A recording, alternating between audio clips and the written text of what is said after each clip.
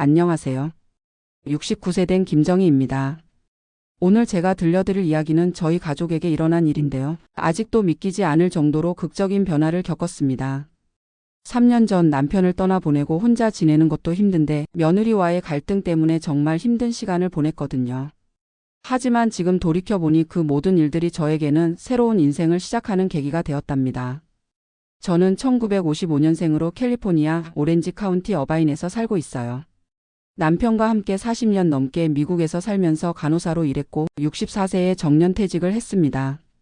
3년 전에 남편이 갑작스럽게 심장마비로 세상을 떠나고 나서 혼자서 살고 있어요.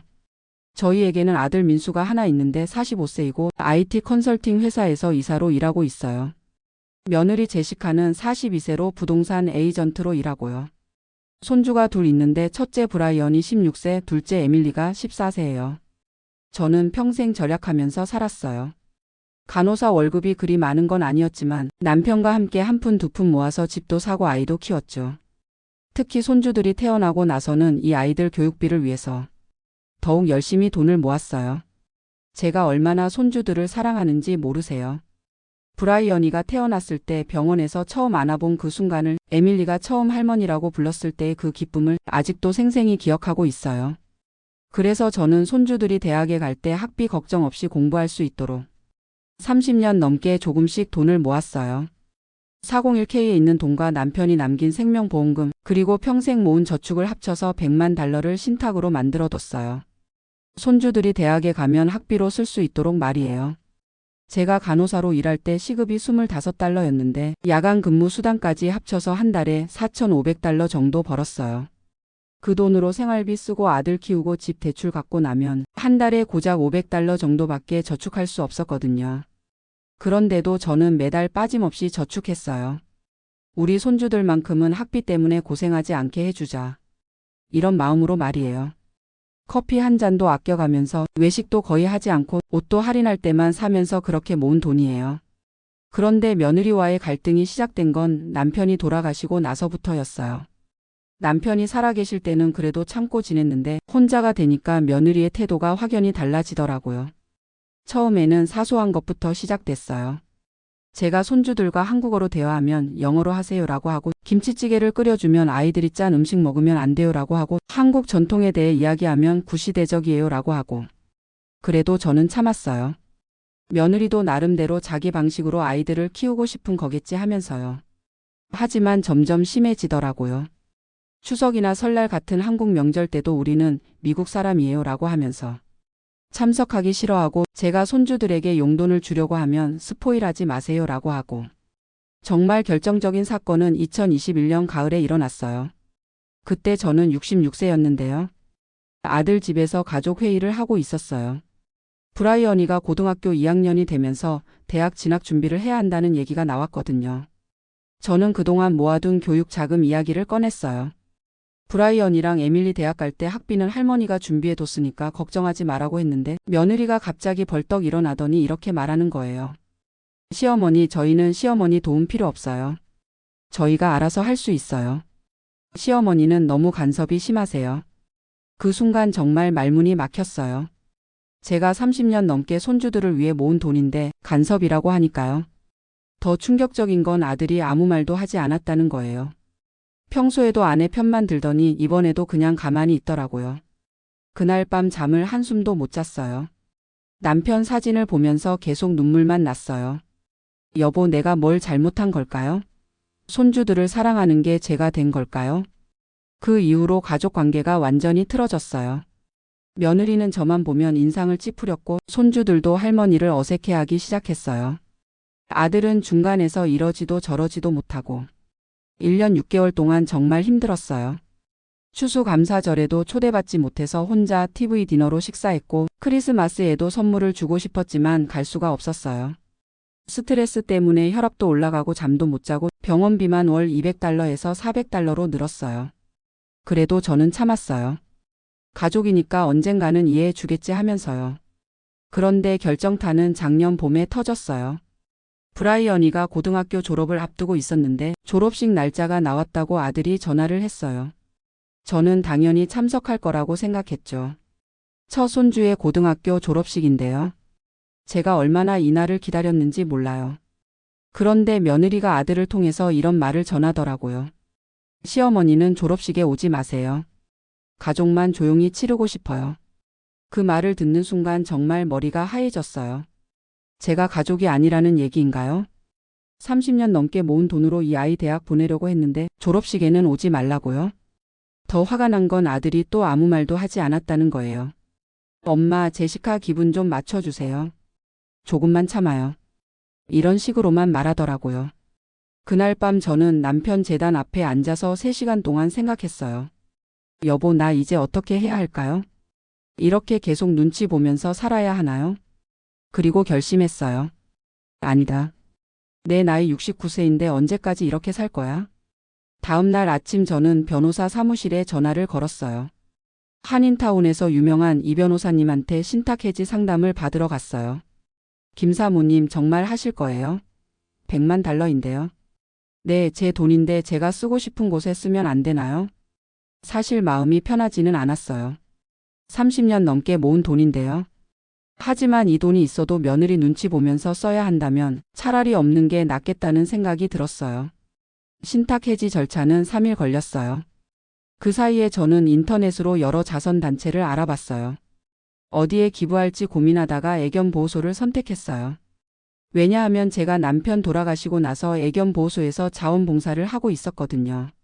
버려진 개들을 돌보면서 나도 저 개들처럼 버려진 기분이야 라고 생각했었는데 이 아이들에게 제 돈을 써주고 싶었어요. 신탁이 해지되고 나서 저는 아들에게 전화를 했어요. 민수야, 할머니가 손주들을 위해 모아둔 교육 자금 말이야. 이제 없어졌다. 네? 엄마, 무슨 소리세요? 애견보호소에 기부했어. 100만 달러 전부. 아들이 정말 놀라더라고요. 30분도 안 되어서 우리 집으로 달려왔어요. 그것도 며느리까지 데리고요. 며느리 얼굴이 하얗게 질려 있더라고요. 처음 보는 표정이었어요. 평소에는 항상 당당하고 자신만만했는데 그때는 정말 당황한 기색이 역력했어요. 시어머니 정말 하신 거예요? 응, 벌써 기부했어. 취소 안 돼. 그런데 왜? 왜 그러셨어요? 내 돈인데 내가 쓰고 싶은 곳에 쓰면 안 되나? 며느리가 그제야 울음을 터뜨리더라고요. 시어머니 죄송해요. 제가 잘못했어요. 그런데 브라이언이랑 에밀리 대학은 어떻게 해요? 제시카 씨가 간섭 필요 없다고 했잖아요. 알아서 하시면 되죠. 아들도 말을 못하더라고요. 엄마, 너무 심하게 하신 거 아니에요? 민수야, 심한 건 누가 했는지 생각해봐. 30년 넘게 너희들 위해서 모은 돈인데 졸업식에 오지 말라고 하는 게 심한 거 아니야? 그 순간 집 안이 정말 조용해졌어요. 며느리는 계속 울고 있었고 아들은 머리를 감싸 쥐고 있었고 저는 처음으로 속이 시원했어요. 여러분이 가족이라고 생각하지 않는다니까 저도 이제 제 갈 길 가겠어요. 손주들한테는 할머니가 미안하다고 전해주세요. 그렇게 말하고 저는 방으로 들어갔어요. 며칠 후에 아들이 다시 찾아왔어요. 이번에는 손주들까지 데리고 왔더라고요. 브라이언이가 울먹이면서 말하더라고요. 할머니, 저 할머니 필요해요. 엄마가 졸업식에 오지 말라고 한 거 아니에요. 할머니 오셔야 해요. 에밀리도 제 품에 안기면서 할머니 미안해요라고 하더라고요. 그제야 며느리가 진짜 사과를 했어요. 무릎까지 꿇으면서 시어머니 정말 죄송해요. 제가 시어머니를 너무 힘들게 했어요. 시어머니 사랑 없으면 저희가 어떻게 살아요라고 하더라고요. 저도 사람인지라 며느리가 그렇게 사과하니까 마음이 좀 누그러지더라고요. 하지만 이미 기부한 돈은 되돌릴 수 없잖아요. 제시카 씨 사과는 고맙지만 이미 늦었어요. 앞으로는 서로 존중하면서 지내요. 그 이후로 가족 관계가 완전히 달라졌어요. 며느리가 먼저 안부를 묻고 손주들도 자주 전화를 하고 아들도 더 자주 찾아와요. 특히 며느리가 많이 변했어요. 제가 한국 음식을 해주면 고맙다고 하고 손주들이 한국어 배우는 것도 응원해주고 한국 명절 때도 먼저 챙겨주더라고요. 브라이언이 졸업식 때는 저를 맨 앞자리에 앉혀주면서 할머니가 우리 가족에서 제일 중요한 분이에요 라고 소개하더라고요. 그때 정말 눈물이 났어요. 지금 브라이언이는 UC 버클리에 다니고 있어요. 장학금을 받아서 학비 부담이 많이 줄었고요. 에밀리도 고등학교에 올라가서 열심히 공부하고 있어요. 아들이 그러더라고요. 엄마, 그때 엄마가 그렇게 하셔서 우리 가족이 더 가까워진 것 같아요. 100만 달러보다 더 소중한 걸 얻었어요. 저도 그렇게 생각해요.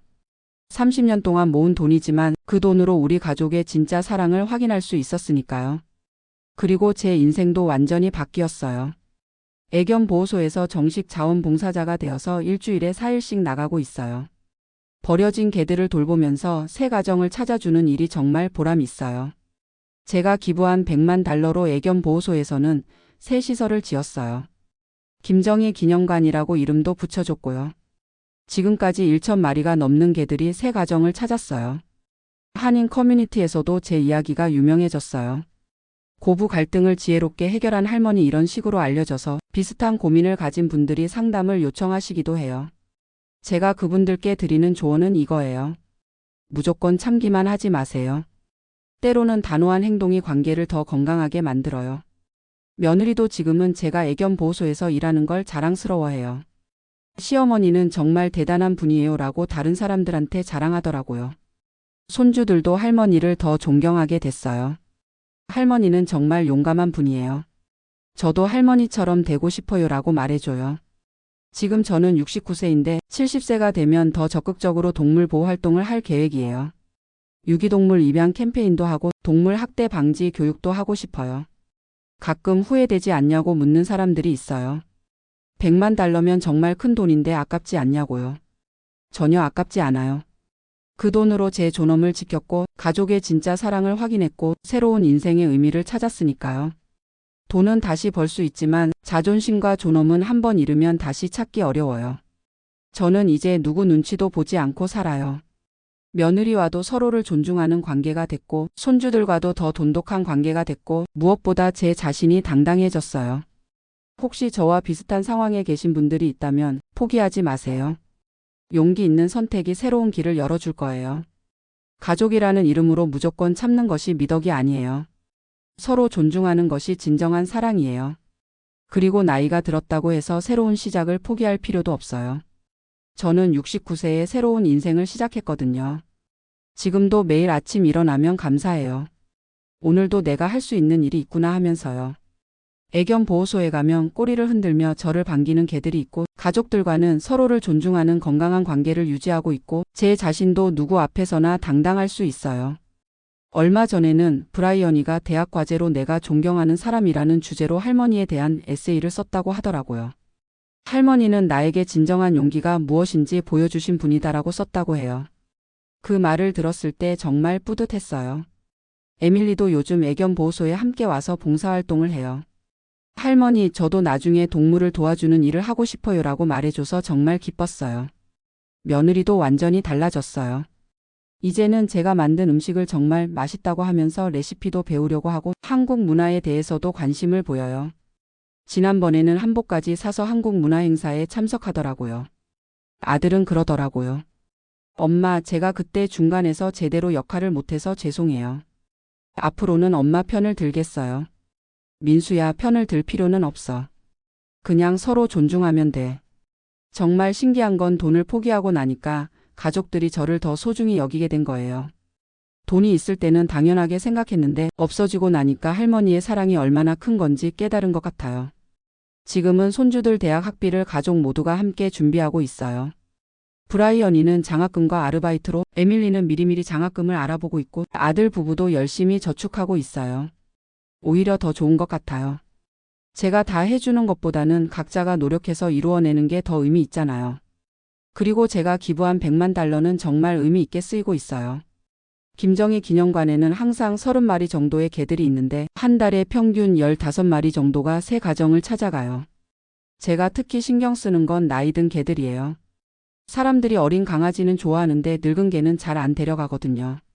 나이 든 개들도 사랑받을 자격이 있어요라고 홍보를 하고 있어요. 마치 저처럼 말이에요. 나이가 들었다고 해서 사랑받을 자격이 없는 건 아니잖아요. 요즘은 한인회에서도 동물보호 캠페인을 하자고 제안이 들어와요. 김정희 할머니처럼 의미 있는 일을 우리도 해보자고 하면서요. 정말 뿌듯해요. 제 작은 결정 하나가 이렇게 많은 사람들에게 영향을 주다니. 교회에서도 제 이야기를 간증으로 하라고 하더라고요. 하나님이 주신 용기로 새로운 인생을 시작한 할머니라는 제목으로요. 저는 신앙이 있는 사람이라서 이 모든 일이 하나님의 뜻이라고 생각해요.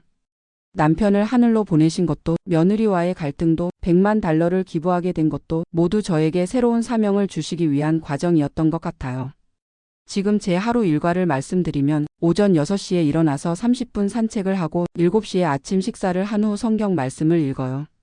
9시부터 1시까지는 애견보호소에서 봉사를 하고 오후에는 개인 시간을 가지거나 친구들과 만나고 저녁에는 교회 활동이나 한인의 모임에 참석해요. 정말 바쁘고 충실한 하루하루를 보내고 있어요. 건강도 많이 좋아졌어요. 스트레스가 줄어들어서 혈압도 정상으로 돌아왔고 밤에도 잘 잠들어요. 무엇보다 매일 아침 일어날 때 기분이 좋아요. 오늘은 또 어떤 좋은 일이 있을까? 하면서요. 친구들이 그러더라고요. 정희야, 너 요즘 정말 젊어 보인다. 표정도 밝아지고 걸음걸이도 경쾌해졌어. 맞아요. 마음이 편해지니까 몸도 건강해지는 것 같아요. 지난주에는 한국에서 제 이야기가 방송에 나왔다고 동생이 연락을 했어요. 누나, 한국에서도 누나 이야기가 유명해졌어. 고부 갈등을 지혜롭게 해결한 할머니로 나왔다니까. 정말 신기하더라고요. 제가 한 작은 일이 바다 건너 한국까지 알려지다니. 요즘은 한국에 계신 며느리들이나 시어머니들께서도 상담 요청을 해오세요. 김할머니처럼 하고 싶은데 어떻게 해야 하나요? 라고요. 제가 드리는 답변은 항상 같아요. 무조건 참기만 하지 마세요. 하지만 감정적으로 대응하지도 마세요. 냉정하게 생각해서 현명한 결정을 내리세요. 그리고 가장 중요한 건 이거예요. 자신을 사랑하세요. 자신을 사랑하지 않으면 다른 사람도 사랑할 수 없어요. 저는 이제 저를 사랑해요. 69년을 살면서 처음으로 진정으로 저 자신을 사랑하게 됐어요. 제가 내린 결정에 대해서 당당하고 제가 하는 일에 대해서 자부심을 가져요. 물론 가끔 옛날 생각이 날 때도 있어요. 100만 달러가 있었다면 손주들이 더 좋은 대학에 갈 수 있었을 텐데 이런 생각 말이에요. 하지만 금방 털어버려요. 돈보다 더 소중한 걸 얻었으니까요. 가족의 진정한 사랑, 자신에 대한 존중, 새로운 인생의 목표, 이런 걸 100만 달러로 살 수 있나요? 절대 살 수 없어요. 그래서 저는 제 선택을 전혀 후회하지 않아요. 오히려 감사해요. 그 용기를 주신 하나님께도 감사하고 저를 지지해준 친구들에게도 감사하고 결국 변화해준 가족들에게도 감사해요. 지금 제가 가장 기대하는 건 브라이언이의 졸업이에요. 내년에 UC 버클리를 졸업하는데 벌써부터 할머니가 제일 앞자리에 앉으셔야 해요라고 해줘요. 에밀리도 고등학교 졸업하면 동물 관련 전공을 하고 싶다고 해요. 할머니처럼 동물을 도와주는 일을 하고 싶어요라고요. 정말 기특해요. 며느리는 요즘 자기 친구들한테 시어머니 자랑을 한다고 해요. 우리 시어머니는 정말 멋진 분이에요. 100만 달러를 기부하실 정도로 마음이 큰 분이에요 라고요. 아들도 회사 동료들한테 엄마 이야기를 자주 한다고 해요. 우리 어머니는 정말 존경스러운 분이에요 라고요. 이런 말들을 들을 때마다 정말 뿌듯해요. 제가 올바른 선택을 했구나 하는 확신이 들어요. 앞으로의 계획도 있어요. 70세가 되면 동물보호 관련 자격증을 더 취득해서 전문적으로 일하고 싶어요. 깨훈련사 자격증도 따고 동물 행동 상담사 자격증도 따고 싶어요. 그리고 제 이야기를 책으로 써서 출간하고 싶어요. 69세에 시작한 새로운 인생이라는 제목으로요. 비슷한 상황에 계신 분들에게 도움이 되었으면 좋겠어요. 한국 방문 계획도 있어요. 코로나 때문에 못 갔는데 내년에는 꼭 가서 한국의 유기동물 보호소도 둘러보고 싶어요. 한국에서도 동물보호 활동을 해보고 싶거든요. 정말 할 일이 너무 많아요. 69세인데도 이렇게 할 일이 많다는 게 신기해요. 예전에는 나이 들면 할 일이 없어서 심심할 텐데 생각했는데 지금은 시간이 부족할 정도예요. 매일 아침 일어나면 오늘은 또 무엇을 할까? 하는 기대감으로 가득해요. 이런 기분이 든 게 정말 오랜만이에요. 젊었을 때는 아이 키우고 일하느라 바빴고 중년에는 아들 결혼시키고 손주 돌보느라 바빴고 이제서야 진짜 제 자신을 위한 시간을 가지게 된 것 같아요. 그리고 깨달은 게 있어요. 나이는 숫자에 불과하다는 거예요. 마음이 젊으면 몸도 따라와요. 70세, 80세가 되어도 계속 새로운 도전을 하고 싶어요. 제가 애견보호소에서 만난 자원봉사자 중에 85세 할아버지가 계세요.